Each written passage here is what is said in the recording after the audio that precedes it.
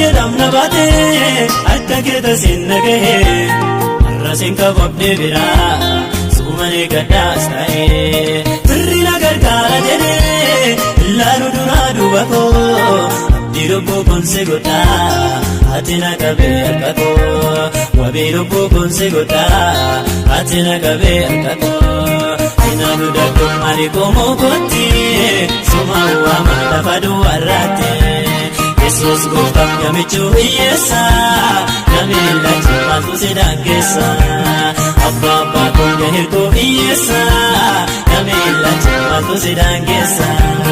Akki lafarraa mijatus yoona mijachuu baatese bita mirga koo ilaale waan tokkorraa fammalise har'a waan tunduu raase